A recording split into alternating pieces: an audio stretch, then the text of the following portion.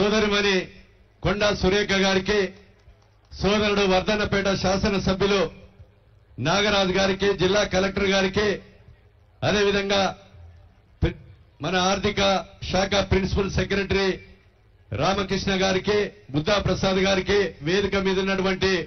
అధికారులు, ఈ కార్యక్రమానికి ఇచ్చేసినటువంటి రైతు సోదరులు, మహిళా సోదరుమణులు, పత్రికా మీడియా సోదరులందరికీ కూడా పేరు పేరున ఉదయపూర్వక నమస్కారాలు తెలియజేస్తూ, సోదరులారా, ధరణి పేరుతో దగా చేసి దోపిడీ చేసి గత 50-60 సంవత్సరాల నుంచి దున్నుకున్న రైతు భరోసా రాక, రైతు బీమా రాక, బ్యాంకులో పోతే రుణం రాక, అమ్ముకుందామంటే రిజిస్ట్రేషన్ కాక, టైటిల్ లేక నానా అవస్థలు పడుతూ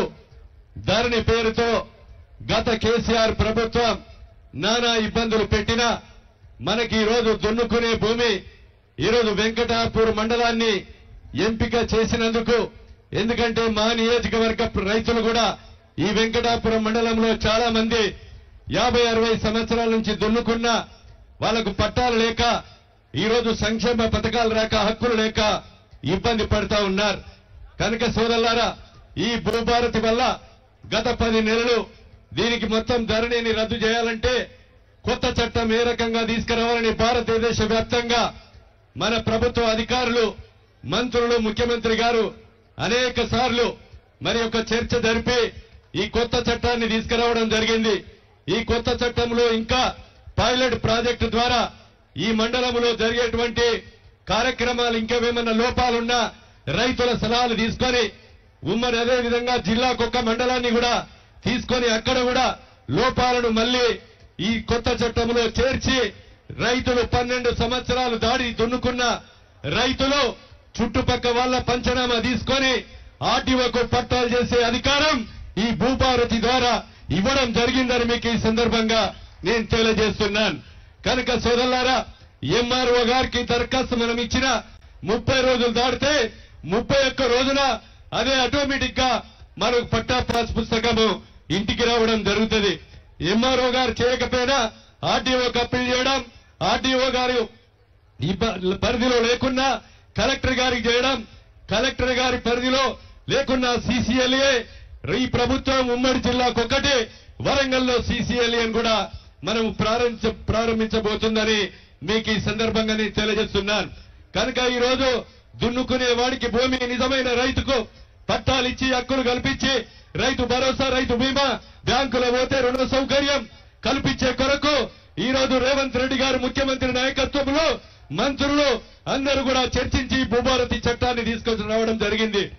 ఈ రోజు కాంగ్రెస్ పార్టీ అధికారంలోకి వస్తే మన ముఖ్యమంత్రి గారు అనేక సభల్లో చెప్పారు, ఈ రోజు ధరణిని బంగాళాఖాతంలో వేస్తాం, రైతులు దున్నుకునే వారందరికీ కూడా పట్టా పాస్ పుస్తకాలు ఇచ్చి హక్కులు కల్పిస్తాం, భూభారతి ద్వారా వెసులుబాటు కల్పించి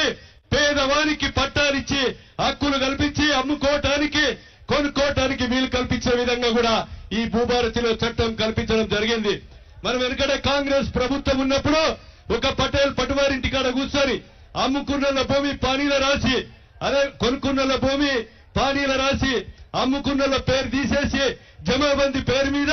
సంవత్సరానికి ఒక్కసారి పట్టాకాలంలో పేరు తీసి మరి కొనుక్కున్న వారి కాస్తుదారు పేరు పట్టాకాలంలో తెచ్చి మనకు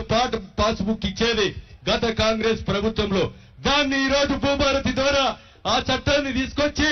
రెవెన్యూ అధికారులను నియామకం చేసి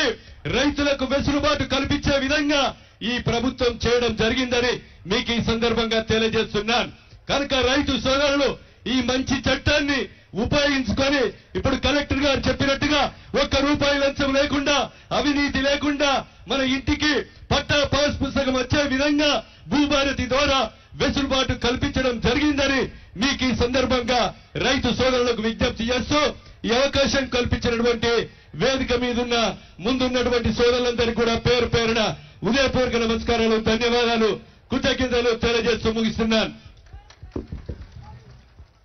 ధన్యవాదాలు ఎమ్మెల్యే సార్. భూభారతికి సంబంధించిన వివరాలను మా ప్రజలకు అందించినందుకు మనందరి